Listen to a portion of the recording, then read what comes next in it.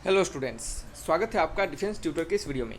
आज की इस वीडियो में हम बात करेंगे कोस्ट गार्ड नाविक जीडी डीबी और यांत्रिक के लिए स्टेज 1 सेक्शन 1 साइंस के प्रैक्टिस सेट नंबर 40 को। इससे पहले हमने आपके लिए 39 और भी प्रैक्टिस सेट्स को दिया है, तो जिन्होंने उन प्रैक्टिस सेट्स को नहीं देखा है तो प्लेलिस्ट से जाकर आप देख सकते हैं।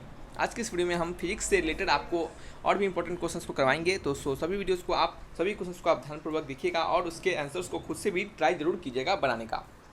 और आपको बता दें कि इस वीडियो के पीडीएफ को डाउनलोड करने के लिए डिस्क्रिप्शन बॉक्स में लिंक दिए जाएंगे, उस लिंक पर क्लिक करके पीडीएफ को डाउनलोड कर सकते हैं, या फिर सिंपली आप टेलीग्राम चैनल को ज्वाइन कर लीजिए। आपको डायरेक्टली टेलीग्राम चैनल पे ही पीडीएफ के लिंक प्रोवाइड करवा दिए जाएंगे। तो आइए बढ़ते हैं वीडियोस की ओर। और एक और आपको बात बता दें कि वीडियोस के डिस्क्रिप्शन बॉक्स में ही एक और लिंक दिए गए हैं, उस लिंक पर क्लिक करके आप फ्री में ऑनलाइन मॉक टेस्ट अटैम्प्ट कर सकते हैं। तो सभी जीडी डीबी यांत्रिक वाले सभी बच्चे आप जाकर उस ऑनलाइन मॉक टेस्ट को जरूर अटैम्प्ट करें। डीबी के लिए सेक्शनल मॉक टेस्ट है, आपके डीबी के लिए भी जीडी डीबी दोनों के लिए अलग अलग से मॉक टेस्ट बनाया गया है। तो हम आपको बता दें कि जीडी वाले बच्चे डीबी के भी मॉक टेस्ट को अटैम्प्ट करेंगे और डीबी वाला सिर्फ अपना ही मॉक टेस्ट को अटैम्प्ट करेंगे। यांत्रिक वाले बच्चों के लिए जल्दी से ही आपके मॉक टेस्ट को डाला जाएगा। और बता दें आपको, अभी यांत्रिक वाले बच्चे क्या करें, उस डीबी वाले मॉक टेस्ट को जाकर जरूर अटैम्प्ट करें, ठीक है, क्योंकि वो आपके लिए इंपॉर्टेंट है, क्योंकि स्टेज 1 सभी के लिए इंपॉर्टेंट है, ठीक है। तो आइए बढ़ते हैं वीडियो लेक्चर्स की ओर। और वीडियो में बढ़ने से पहले आपसे रिक्वेस्ट रहेगा कि वीडियो अच्छा लगे तो प्लीज़ दोस्तों में शेयर कीजिएगा और वीडियो को जरूर लाइक कीजिएगा। पहला क्वेश्चन पढ़िएगा, यहाँ पे क्या लिखा जा रहा है। यहाँ पे लिखा जा रहा है कि electron microscope gives higher magnification than the optical microscope because. कहा जा रहा है कि एक इलेक्ट्रॉन माइक्रोस्कोप आपको हायर मैग्निफिकेशन देता है किसी भी ऑप्टिकल माइक्रोस्कोप की अपेक्षा में। ऐसा क्यों होता है? तो देखिए, इलेक्ट्रॉन माइक्रोस्कोप जो होता है उसमें हम इलेक्ट्रॉन्स का यूज करते हैं, ठीक है, मैग्निफिकेशन के, इमेज के मैग्निफिकेशन के लिए। लेकिन वहीं पर अगर बात करें ऑप्टिकल माइक्रोस्कोप में, हम क्या करते हैं, लाइट का यूज करते हैं।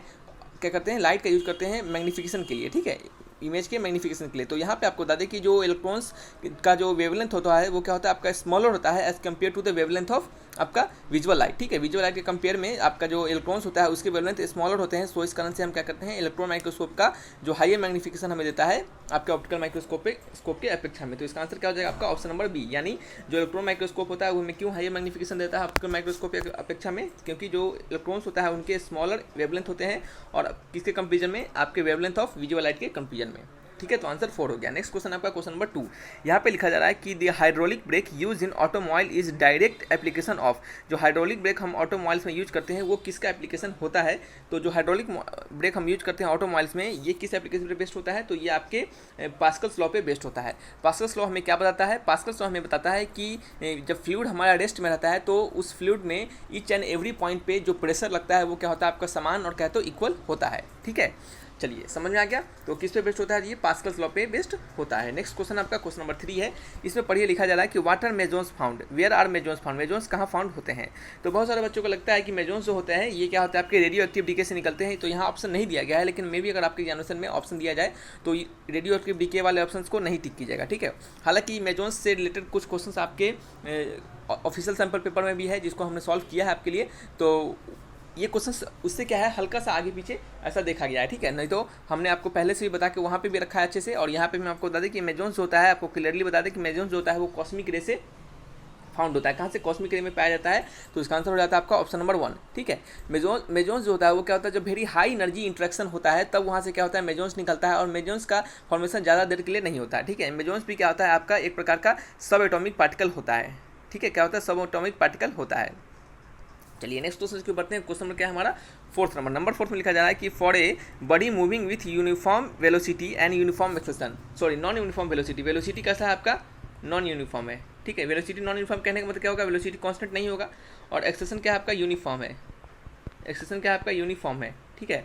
तो क्वेश्चन के अकॉर्डिंग कहा जा रहा है कि अगर आपका वेलोसिटी नॉन यूनिफॉर्म है और एक्सेलेरेशन क्या आपका यूनिफॉर्म है, तो आपको बताने हैं कि इनमें से कौन सा ऑप्शन करेक्ट है। डिस्प्लेसमेंट टाइम ग्राफ क्या हो, उसका लीनियर होगा, displacement time graph non linear होगा, वेलोसिटी टाइम ग्राफ आपका नॉन लीनियर होगा, और कहते हैं वेलोसिटी टाइम ग्राफ आपका लीनियर होगा। इनमें से क्या होगा, ठीक है।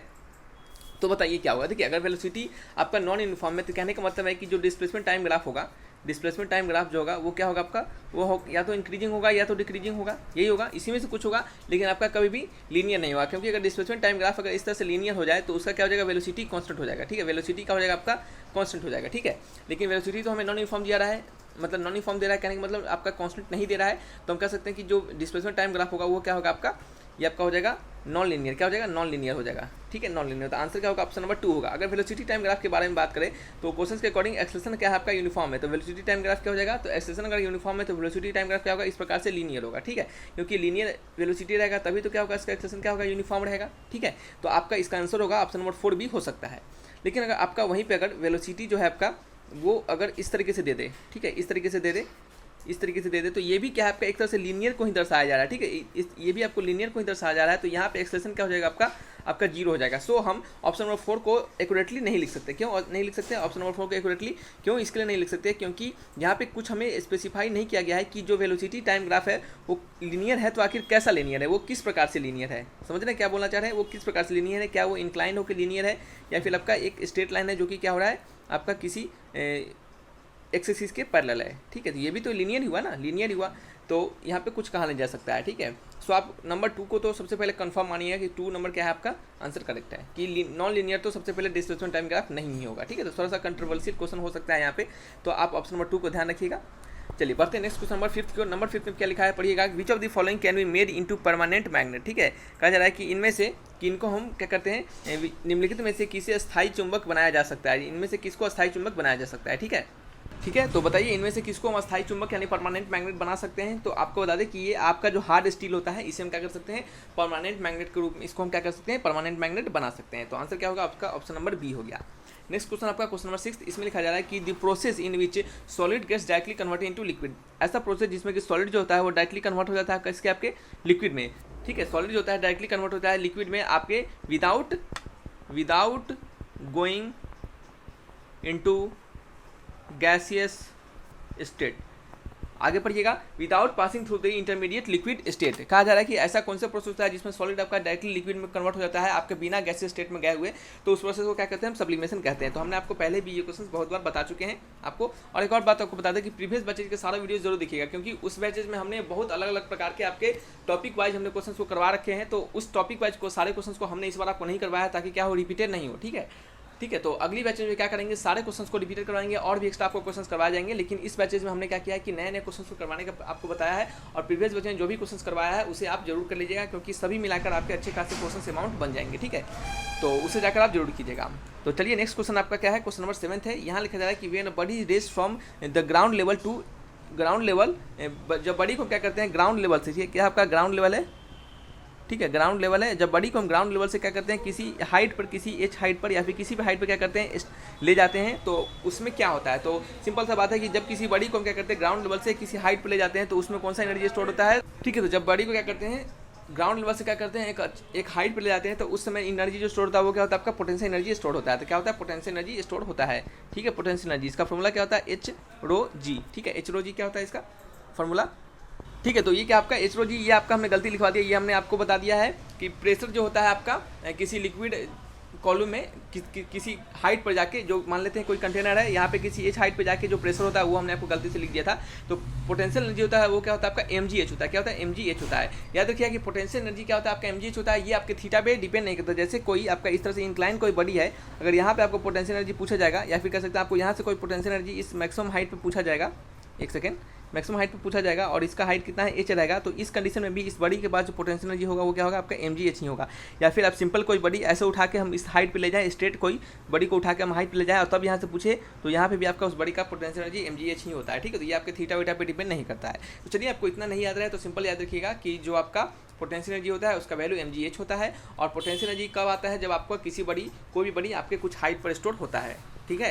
नेक्स्ट क्वेश्चन आपका क्वेश्चन नंबर 8 में लिखा गया है कि the electrical energy converted into mechanical energy, electrical energy जो होता है वो मैकेनिकल एनर्जी में कब कन्वर्ट होता है। इनमें से दिए हुए आपके ऑप्शंस में बताना है कि जो इलेक्ट्रिकल एनर्जी को मैकेनिकल एनर्जी में कौन कन्वर्ट कर सकता है, ठीक है। तो बताइए कौन कन्वर्ट कर सकता है, ये सिंपल सा क्वेश्चन है। तो सिंपल सा बात है कि मोटर का ही काम है कि इलेक्ट्रिकल एनर्जी को मैकेनिकल एनर्जी में कन्वर्ट करता है। जैसे आप मोटर फिट कर देते हैं तो देखते हैं वो क्या होता है आपका, उसका अंदर का जो चक्का होता है वो क्या होता है, घूमने लगता है। तो वो क्या हुआ, इलेक्ट्रिकल एनर्जी का किया आपका मैकेनिकल एनर्जी में कन्वर्ट कर दिया। तो इसका आंसर हो गया मोटर। डायनामो काम क्या करता है, डायनामो जो होता है वो मैकेनिकल एनर्जी को इलेक्ट्रिकल एनर्जी में कन्वर्ट करता है। आपने देखा होगा इलेक्ट्रिसिटी प्रोडक्शन के दौरान डायनामो का यूज किया जाता है, ठीक है। चलिए नेक्स्ट क्वेश्चन आपका क्वेश्चन नंबर 9 नंबर में लिखा गया है कि line of magnetic force travel from north pole to, कहा जा रहा है कि जो मैग्नेटिक फोर्स का जो लाइन होता है वो क्या होता है आपका नॉर्थ पोल से कहाँ पे जाता है, ठीक है। Line of magnetic force travel from north pole to कौन सा, नॉर्थ पोल टू कहाँ पे, तो वो नॉर्थ पोल से कहाँ पे आपका साउथ पोल में जाता है। Line of magnetic force travel from north pole to south pole, ठीक है। देखिए यहाँ पे बात होता है कि इसके अंदर क्या होता है कि अंदर जो होता है आपका साउथ टू नॉर्थ चला जाता है और आपका बाहर से नॉर्थ टू साउथ चला जाता है। तो इस ऑप्शन को कह सकते हैं कि थोड़ा सा एक्यूरेट करके लिखना चाहिए। तो हालांकि यहाँ पे सिंपल नॉर्थ पोल पहले लिख दिया गया है, तो आप north pole to south pole answer A लगा सकते हैं, ठीक है। लेकिन इसको थोड़ा सा और अच्छे तरीके से लिखा जाता तो इस क्वेश्चन का आंसर क्या होता है, डिफरेंट हो सकता था, ठीक है। तो सिंपल से याद रखें कि जो लाइन होता है उसका मैग्नेटिक फोर्स का जो लाइन होता है किसी मैग्नेट में, वो north pole to south pole जाता है, ठीक है। चलिए बढ़ते हैं क्वेश्चन नंबर 10 की ओर। कहाँ लिखा सॉरी यहाँ पे लिखा जा रहा है कि सिंगल पोल मैग्नेटिक, ठीक है। यहाँ पे कहा जा रहा है कि सिंगल पोल मैग्नेट जो होता है वो क्या होता है, पॉसिबल नहीं होता है, पॉसिबल होता है, या रेयरली पॉसिबल होता है, या फिर नॉन ऑफ दिस। तो कुछ बच्चे रेयरली पॉसिबल लगा के चले आएंगे, जो कि उनका गलत हो जाएगा, ठीक है। सिंगल याद रखिएगा हमेशा कि कभी भी सिंगल पोल मैग्नेट कभी एग्जिस्ट नहीं करता। जैसे मान लेते हैं कि एक आपका बार मैग्नेट है, ठीक है, यहाँ पे नॉर्थ पोल है और यहाँ पे क्या आपका साउथ पोल है, ठीक है। तो क्या करेगा, अगर हम इसको कट कर दें तो कुछ बच्चे को लगेगा इसको कट कर देंगे तो ये तो नॉर्थ पोल आपका इधर चला गया और ये क्या होगा आपका साउथ पोल इधर चला गया। तो ऐसा कुछ नहीं होता। जैसे ही आपका कट कीजिएगा इसको, बीच में से आप कट किए हुए हैं इसको, तो यहाँ पे नॉर्थ पोल हो गया तो यहाँ पे ऑटोमेटिक साउथ पोल जनरेट हो जाएगा, और यहाँ पे साउथ पोल है तो ऑटोमेटिक नॉर्थ पोल जनरेट हो जाएगा। तो हम कह सकते हैं कि जो कोई भी मैग्नेट होता है वो सिंगल पोल एग्जिस्ट नहीं करता है। आपने पढ़ा भी होगा कि मोनोपोल डज नॉट एग्जिस्ट, ठीक है। तो इसका आंसर क्या हो जाएगा, नॉट पॉसिबल। क्या हो जाएगा, not possible, NOTPOSSIBLE, not possible. Option number A is the correct answer, ठीक है। तो ये क्या थे आपके आज के 10 इंपॉर्टेंट क्वेश्चन थे जो कि हमने आपको यहाँ बताया है। किसी प्रकार का डाउट होगा तो कमेंट बॉक्स में लिखिएगा, आपके सारे डाउट्स का जवाब जरूर दिया जाएगा। तो रखते हैं इस वीडियो को यहीं पे, फिर मिलेंगे नेक्स्ट वीडियो में, तब तक के लिए बाय बाय।